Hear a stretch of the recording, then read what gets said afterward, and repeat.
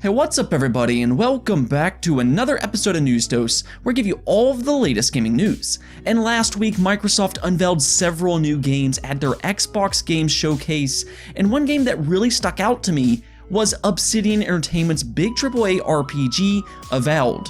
Obsidian, of course, is known for making amazing RPGs and could be considered one of the best in the entire industry at doing just this. But unfortunately, the teaser trailer they showed does not reveal too much information. So not much is actually known about this game, or at least until now, because we have a big leak to go over detailing Avowed and what you should expect, including a release window. So don't go anywhere just yet, and we will talk about that. Before we get into that though, we have plenty more to talk about, including Xbox Game Pass, Hideo Kojima's next game, and an interesting feature for the PlayStation 5 console. First though, let's talk about a new retro console, the Analogue Pocket. This is a new handheld console meant to play old Game Boy games, Game Boy Color, and Game Boy Advance. Now this isn't a console meant to emulate games, but rather you can actually stick an old cartridge into the console and play them on a beautiful Gorilla Glass LCD screen. With that said, I do imagine this will be jailbroken and be a nice emulation console as well, if that is something you're interested in. Though they do plan on expanding the Analogue Pocket by selling separate game adapters in the future, including the Game Gear, Neo Geo, Pocket Color, and even the Atari Lynx. So really this will be like the ultimate retro handheld gaming console, though it comes at a pretty steep price. They did announce that pre-orders will go online starting August 3rd, and that the Analogue Pocket itself will be $200. This isn't even including the accessories sold on the website, such as the docking station, which will be an extra $100, and each individual adapter will be $30 a piece. Now you could just buy the Analogue Pocket and not worry about any of the accessories, though I am hearing that the shipping and handling for this website can be pretty pricey as well, so that's something to consider here. But nonetheless, I still do think the Analogue Pocket looks like a very interesting console. It will be releasing sometime in 2021, so still a little ways away, but yeah, go check out the Analogue Pocket if you're interested in these old retro consoles.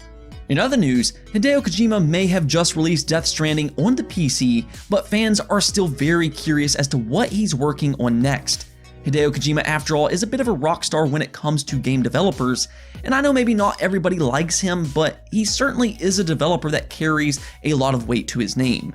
He does have a very creative mind and has a knack for cinematography and very interesting worlds. Well, apparently a manga artist by the name of Junji Ito claims that Hideo Kojima invited him to work on a horror game that he's working on. Now, he did note that there are no details yet, but this kind of goes in line with what we already knew. This is not the first rumor that has popped up where Hideo Kojima may be working on a horror game. Just last year, Hideo Kojima did make comments that he was watching horror movies in order to prepare for a future project, and then later on he expressed he would like to revisit the horror genre, and even has ideas in mind. You do have to remember that he was behind the hit demo PT, which was meant to be Silent Hills. Fans absolutely loved that demo and it had a lot of promise, but unfortunately Konami did cancel that game, and then Hideo Kojima departed from the company. It's always going to be one of those what-if games. What if it did release? Would it have been as good as the demo? Well, for those who were very excited for PT, we may never get that game exactly, but if Hideo Kojima returns to the horror genre, we could get the mind behind the game. Who knows, he may even recycle some of his ideas from PT, and I'll tell you what, if anybody can pull off a very interesting horror game, it would definitely be Kojima. He just has a fascinating mind, and I think he could really surprise us all with this one, and even though I'm not a huge fan of horror games and I'm a little selective with those type of games, I would still be interested in seeing what he could do with this genre. Let me know though, would you be excited to see Kojima work on a new horror game once again? Let me know in the comments below. Also, let's talk about the PlayStation 5 for just a moment, because something popped up online over the weekend that suggests a very interesting console feature. So do you remember those Xbox 360 interchangeable faceplates? Well, it appears that Sony may be doing something very similar with the PlayStation 5. This has yet to be confirmed, but based off of these pictures, you would be able to change the white plates on the PlayStation 5. I know fans have been asking for a black version of the PlayStation 5 because they don't like that white color, and it is very Alienware-esque. Well, this would be a nice option for early adopters to customize their console instead of waiting to buy a different color console later on. It would also allow for some very interesting customizations instead of buying into limited edition consoles. In fact, if this is true, they could make limited edition PlayStation 5 plates at hopefully a good price, but nonetheless, I like this if it is true.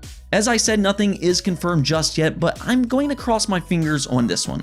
Moving on, the highly anticipated 3D platformer Psychonauts 2 has unfortunately been delayed to 2021. This was oddly revealed in an Xbox Wired article and not during the Xbox event last week, which does surprise me, but there is actually a legitimate reason as to why this game was delayed. As we all know, Xbox did acquire Double Fine last year, but Psychonauts 2 has had a very interesting development cycle. This was a game that was crowdfunded on Fig and received $3.8 million from fans. It was also being published by Starbreeze, so they likely had some funding from them as well, though I don't think it was much based off what we know now. But after Xbox acquired Double Fine, things changed. Microsoft actually paid Starbreeze $13.8 million to take over the publishing rights for Psychonauts 2, and with that, Double Fine suddenly got a huge increase in budget, and that is great news for fans anxiously waiting for this sequel. The reason is because it has now been revealed that they are reinstating all of the content that they had previously cut for budgetary reasons, and overall it just sounds like they're able to make a much better game now with Xbox's support. This is something we have talked about on this channel in the past. A lot of the studios that Microsoft has acquired recently has a lot of potential, but they haven't always had the best resources. In Double Fine's case, they have great leadership with Tim Schafer, and they're a very quirky studio with creative ideas. But with the backing of a big company like Microsoft, they can truly let loose and make the games they've always wanted to, and that's a big win for fans. Now, they also did announce that Psychonauts 2 will be coming to the Xbox Series X in addition to the previously planned platforms Xbox One, PlayStation 4, and the PC. It does appear that the Xbox Series X is the only planned next-generation console, and that makes sense considering they are owned by Microsoft now.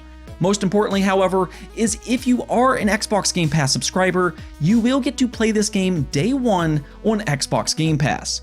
Per usual, such a brilliant subscription service.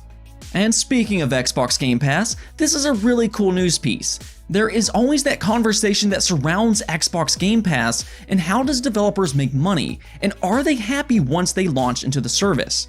Yeah, so in an interview with Dual Screens, the co-founder of Radical Fish, Phoenix Klein, seemed very happy with their performance of Crosscode on Xbox Game Pass.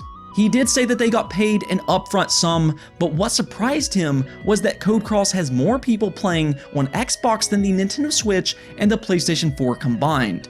That is huge, especially considering how successful independent games are on the Nintendo Switch in specific. But this goes to show you the power of Xbox Game Pass. You do have more than 10 million people subscribed to Xbox Game Pass, and these subscribers like to play new games. And I can tell you right away, Crosscode is an amazing game, and I would have probably never played this game otherwise. And see, this is what happens with Game Pass. We're talking about a new great game right now on this channel, and this leads to more game sales. This is now the third time I've talked about this game on my channel, all because of Xbox Game Pass, and that's why developers love this service. It gets more people to try their game, and then they talk about it with their friends or over the internet or wherever, and then more people buy their game, regardless of what platform they buy it on. That's the power of Xbox Game Pass, and once again, go check Crosscode out. I'm telling you, it's a great game, and I haven't played a ton of it as I am juggling a few games right now, but what I have played, I can assure you this is one of the best independent games available right now. Now let's stay on topic of Xbox though, because we got a lot of new details for Obsidian Entertainment's upcoming Xbox Series X AAA RPG, Avowed. Unfortunately, last week we did not really get much detail about this game other than a quick teaser trailer, and I still don't think many people realize just how big this game truly is. And I can't really blame them because all we do have is this quick teaser trailer, with very little information other than it is a first-person RPG similar to Skyrim, and that it's set in the same world as Pillars of Eternity, which that alone is huge.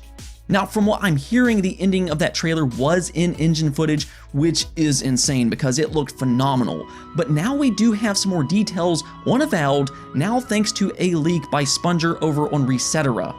Per usual with any leak, you should take this with a grain of salt, but with that said, another highly credible Xbox insider, Clobril, has vouched for Sponger, so this actually does sound like it will be legit. So yeah, let's go over some of these new details, and I will have all of this on screen so you can read it for yourself. Sponger says that Avowed will be much larger than Skyrim with a real-time weather system, or to be specific, it will be more dense and more contrasted than Skyrim. This essentially means that there will likely be more focus and more attention to detail with just more things to do, not necessarily just how big the world is. Obsidian does do a great job at building worlds, so I could definitely see this being true, and especially with a Pillars of Eternity game and all of the lore it has. The character creator tools also sounds great for those who want to spend hours making a new character, and even says it's going to have mod support.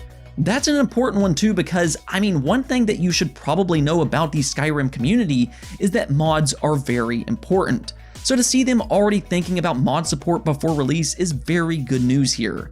As for the story and game features, the story itself will revolve around an incoming threat of tyranny, gods will have a special say in the game, and they have some very, very large bosses planned. All of which sounds great on paper. As for the features, these are pretty exciting. So you will have companions in this game, though it's not the same as how the Outer Worlds works. I don't know what that means, to be honest, but again, if you've played Pillars of Eternity, you know companions are important to that world, and really this is just one of those features you want to have in most RPGs. It's nice to have companions with unique personalities and traits, so I'm excited to see what they do here. You can also kill everyone in the game if that's what you want to do, so theoretically you don't have to have companions if you really don't want to. The most important part of this leak, though, is the release date, which is planned for late 2022 or early 2023. So we are still a few years away before release, but they have apparently been working on this for about 2 years and 7 months, so we probably will start to see gameplay of it, I want to say by next year at the very earliest. We may have to wait a bit longer, but I think we may start to see a little bit more next year. Truthfully though, this game sounds great on paper, so now they just need to deliver, and based off of Obsidian's track record, I fully believe they will. They are one of the best RPG developers in the entire industry, if not the very best. I actually made a top 10 list for games Xbox needed to bring back for the Series X, and I did put Pillars of Eternity on that list. It's an all-time great RPG, and to see it get the big AAA game treatment is huge, and hopefully it lives up to its name. Let me know though, are you excited for Avowed? Let me know in the comments below. Anyways though, that's it for this episode, but if you liked the video, don't forget to hit the bell notification and subscribe button for more content just like this. Also, if you want to support the channel on Patreon, that would greatly be appreciated. Peace out.